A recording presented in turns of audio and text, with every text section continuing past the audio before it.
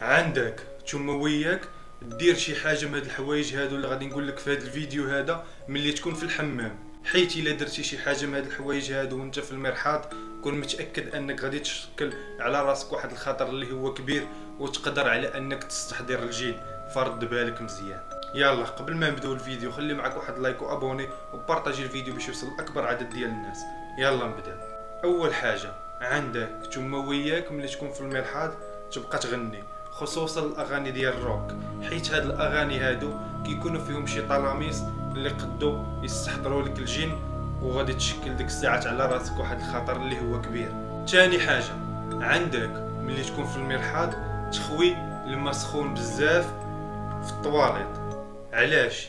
حيت هذاك هو المسكن ديال الجن، وتقدر الا خويتي الماء سخون بزاف تاذيهم، وإلا اذيتيهم حتى هما ديك الساعات راه يقدو ياذيوك. فرد بالك